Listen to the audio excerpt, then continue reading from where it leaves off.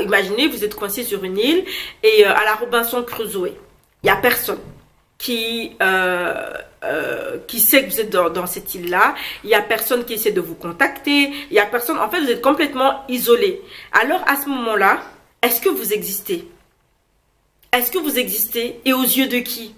Si à partir du moment où personne dans la société, par exemple, on croit que vous êtes mort, parce qu'il y a des gens qui peuvent, votre famille, admettons, pense que vous êtes mort, qu'est-ce qui vous rend existant à ce moment-là? Sur cette île-là, qu'est-ce qui vous rend existant?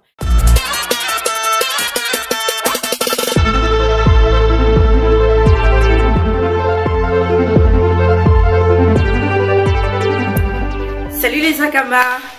Est-ce que vous vous êtes déjà demandé si vous existiez?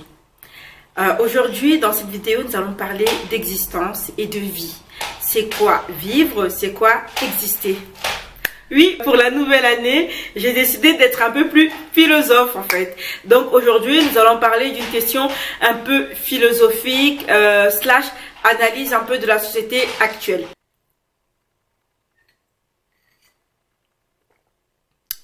En fait, je vais un peu vous mettre un petit contexte. Ces derniers temps, j'ai recommencé à poster sur les réseaux. Et depuis que j'ai repris le fait de poster en fait sur les réseaux, j'ai remarqué que plusieurs personnes me contactaient pour prendre de mes nouvelles.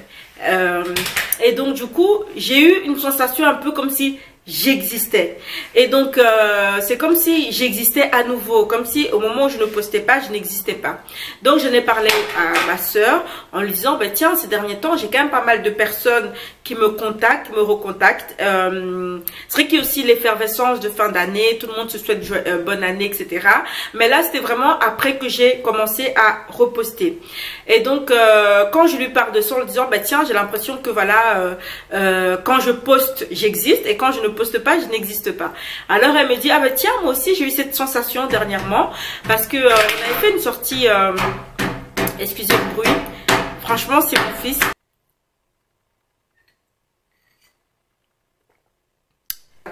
Ma soeur qui me dit qu'elle aussi, elle avait l'impression que quand on a fait une sortie en fait entre sœurs, et après cette sortie, elle avait posté sur les réseaux, elle n'a pas de réseau, mais sur WhatsApp, son statut WhatsApp, elle m'a dit, et depuis qu'elle avait posté, plusieurs personnes avaient commencé aussi à prendre de ses nouvelles. Donc comme si oui, quand je m'amuse, quand je mets des photos, j'ai l'air bien, bah à ce moment-là, les gens me calculent, ils m'envoient des messages pour savoir comment je vais. Donc, d'où la question je me suis posé la question, je me suis dit, bah tiens, est-ce que exister a changé de sens? Est-ce que avec l'arrivée des réseaux sociaux, le fait d'exister signifie quoi maintenant? Est-ce que maintenant c'est... Voilà, je me suis mis à cogiter un peu sur la question. Et en plus, en tant que créateur de contenu, t'entends souvent d'autres créateurs, voire même des influenceurs, dire celui-là c'est quelqu'un, l'autre c'est personne. Quand on dit quelqu'un c'est personne, ça veut dire quoi? Enfin bref, il y a tout eu un processus de questionnement, etc. Dans ma tête que j'ai décidé de partager avec vous. Et ici aussi de vous apporter en fait mon approche face à cela.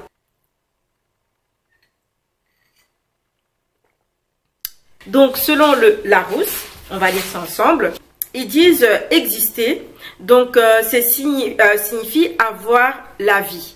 Donc exister est pour eux synonyme de vivre. Donc c'est avoir la vie, c'est vivre.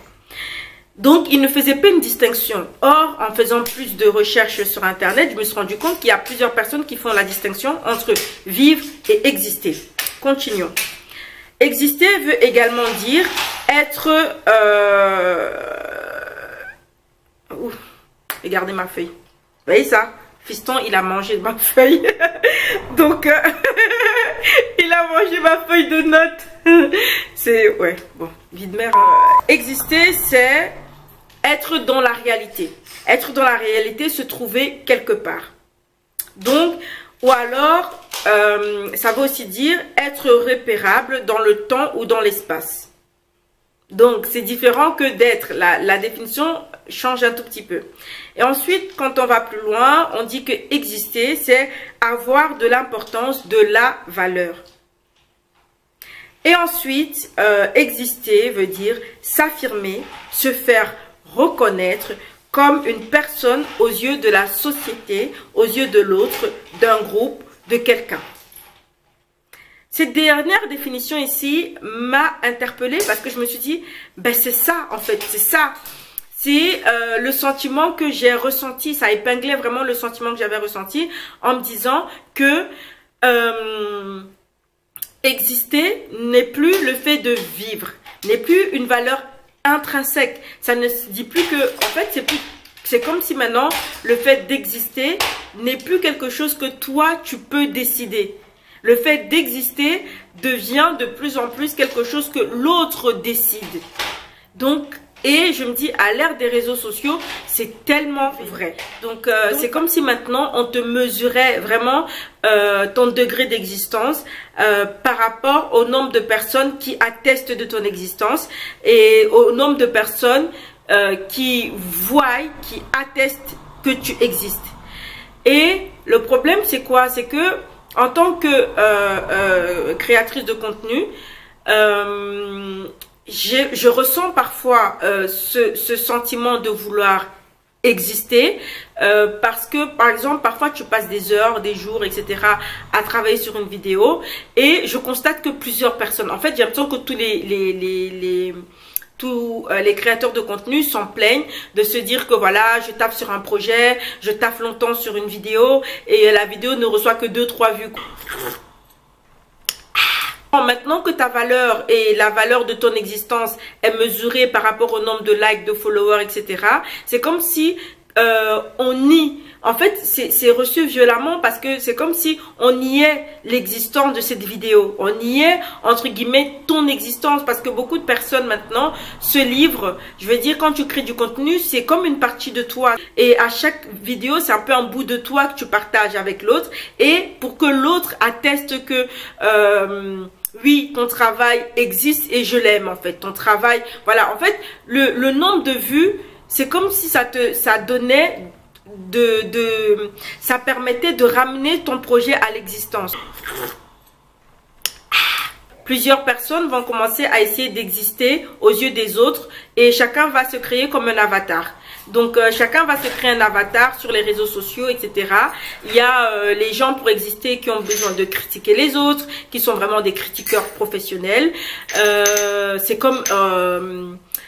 en ce moment, je suis un peu de loin le déferlement de haine qu'il y a sur Meghan Markle et Harry. Et donc tout le monde, j'ai jamais vu autant de gens qui ne sont pas soutenus, qui sont détestés. Alors que moi, ces personnes-là, bon voilà, le documentaire qu'ils ont fait sur Netflix ne m'a pas spécialement... moi, j'ai bien aimé. Pour moi, c'était une love story mignonne, etc. J'ai rien vu de mal. Bon, c'est vrai qu'elle a eu le côté un peu dénonciateur de dire que voilà, la reine d'Angleterre, elle est au niveau du Commonwealth, les pays africains, fianton. Moi, justement, j'ai appris des choses. J'étais même pas au courant qu'il y avait des pays africains au Commonwealth. Je sais, ma culture générale. Ma culture générale, vraiment. Donc voilà, quand elle a parlé de cet aspect, moi j'ai pris ça comme quelque chose d'informatif et puis voilà, mais les gens lui sont tombés dessus. T'as l'impression que l'esprit de la reine là vraiment est rôde sur la tête de Meghan Markle pour lui faire un gros nuage dessus. Et même le livre d'Harry qui est sorti récemment, mais j'ai suivi plein de revues dessus et un des trucs qui m'a le plus choqué, c'est Candace Owens. Ouais, Candace Owens, c'est une américaine. Elle a fait une revue sur le livre, mais elle a... Harry, il est devenu un crapaud, vraiment. Hein. Franchement, j'étais choquée du manque de respect total, du fait que... Enfin, c'est ça... Elle est d'une violence. En fait, c'est comme si maintenant, c'est tellement toléré la virulence contre eux. C'est que... T'as l'impression que... Bref, ça me choque. Ça me choque. Donc, tu as l'impression que tu as des gens... Voilà, je voulais parler de la chaîne d'un monsieur là, je sais plus comment il s'appelle, je ne vais même pas le citer parce que franchement, ce mec-là, il a fait sa chaîne, une chaîne dans laquelle il passe son temps à analyser le prince, enfin le prince Harry, qui n'est plus prince apparemment, qui est devenu crapaud Harry, et Meghan Markle. Et donc, ils passent leur temps à la descendre, à dire à quel point c'est ci, c'est ça, c'est ça, c'est ça, c'est ça, c'est ça. Enfin bref, Et je me dis, ce mec-là, il s'est vraiment créé l'avatar, il s'est créé un personnage sur les réseaux sociaux de haineux en fait, haineux notoire. Il se fait des millions de vues. Et donc je me suis dit, bon, en fait chacun décide d'être ce qu'il veut et lui il a vraiment décidé d'être ce personnage public qui critique un couple. Parce que quasi 90% de ses vidéos sont sur le couple et sont en train de critiquer ce couple-là. Après, il y a aussi savoir exister, tu peux exister, mais exister dans quel sens? Il faut aussi avoir le sens de son existence. Donc je disais que quand tu es sur ton île déserte là, comment savoir que tu existes puisque aux yeux de tout le monde, tu n'existes plus? Est-ce que le fait d'exister, c'est d'abord intrinsèque ou ça devrait être d'abord intrinsèque ou extrinsèque? Vu que le Larousse te dit en dernière définition, moi je pense que c'est les définitions les plus récentes, qu'exister c'est vraiment se donner de la valeur aux yeux des autres, c'est se faire reconnaître comme une personne aux yeux des autres. C'est grave quand même. Et donc je me suis dit, c'est vrai que la société de l'influence, des réseaux, intensifie ce fait-là. Maintenant, le fait d'exister sur le monde virtuel est beaucoup plus important que d'exister en vrai. Le fait d'avoir beaucoup de followers, tu as l'impression que c'est plus important que d'exister en vrai. Voilà, je le ressens quand par exemple, je mets une vidéo en ligne et que cette vidéo-là, je vois que plusieurs personnes la regardent, je vois que plusieurs personnes la commentent, je vois que plusieurs personnes l'aiment et que plusieurs personnes me posent des questions. Ah, comment t'as fait? Parce que voilà, il faut dire que parfois quand je poste des vidéos, il y a des gens qui viennent en privé me poser la question, ah ben tiens, c'est vrai que tu as fait ça, comment, machin, truc et tout. Donc c'est parfois un sentiment agréable. Je sais pas si c'est l'endorphine, je sais pas quelle hormone est produite, mais du coup parfois tu deviens accro à cette sensation de se dire les gens aiment ce que je fais, les gens apprécient en fait, et donc du coup tu as encore envie d'aller plus loin, de faire parfois, de poster plus, d'aller dans l'extrême. Donc quand je commence à ressentir ça, que mon degré d'existence, j'ai envie que c'est l'autre qui me le donne, ce besoin de validation, c'est comme si on valide ton existence. Quand on dit elle a validé, tu valides ton existence, tu valides l'art de quelqu'un. C'est vraiment ça, le fait de dire à quelqu'un on te valide ou on ne te valide pas. Le fait le fait de ne pas valider quelqu'un, c'est parfois le fait de dire que la personne n'existe pas. Non, mais je le fais exprès, n'est-ce pas? Vous-même, vous voyez.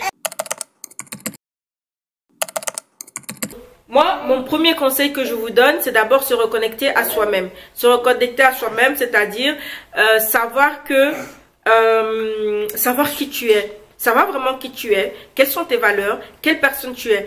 À partir du moment où, parce que moi, comme je l'ai dit, je ne sais pas si c'est enregistré ou pas, parce que ça n'arrête pas de couper, le fait de savoir qui je suis, en fait, c'est comme si, comme on dit l'expression, un tonneau vide fait beaucoup de bruit. Il y a quelqu'un à qui je disais ça souvent qui va se reconnaître. Bon, en fait, les tonneaux vides, c'est des tonneaux qui font beaucoup de bruit. Plus tu es vide, plus tu ressens ce besoin de faire du bruit. Mais plus tu es rempli, plus tu sais qui tu es, plus tu as vraiment des valeurs et que tu te tiens à tes valeurs, tu n'as pas besoin de faire ce bruit. À un moment donné de ma vie, je n'étais pas fière de ce que j'étais. Je n'étais pas fière de la personne que j'étais. Donc quand j'arrivais quelque part, je ressentais le besoin de dire, ah vous savez, j'ai fait ça, ah vous savez, je suis ça, ah vous savez.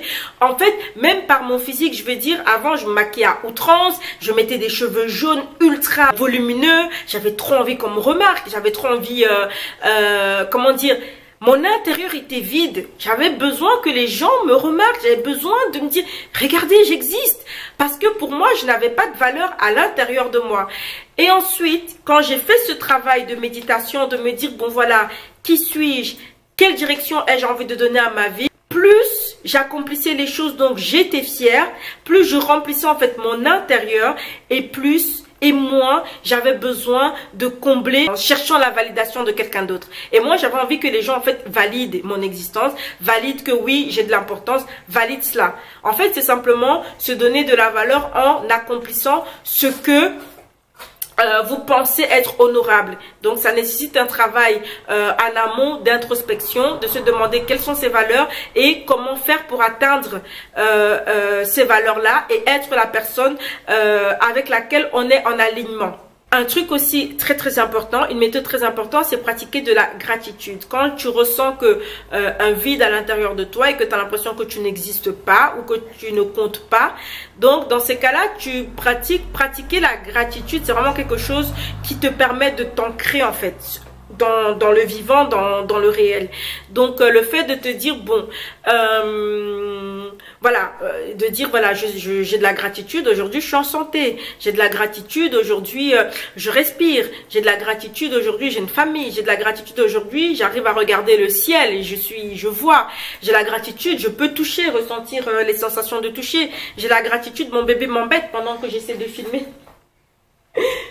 les vidéos. La gratitude, c'est quelque chose qui permet vraiment d'apprécier ta vie. Ce qui fait que quand tu apprécies ta vie, tu apprécies ce que tu es et que tu vois tout ce que tu as, tout ce que tu as accompli. Ça te pousse à moins avoir, t'as moins besoin d'aller chercher la validation des autres. Parce que tu es déjà comblé de gratitude. Le fait de se connecter à quelque chose de plus grand que soi. Par exemple, il y a des gens, leur existence, il a voué à aider les autres.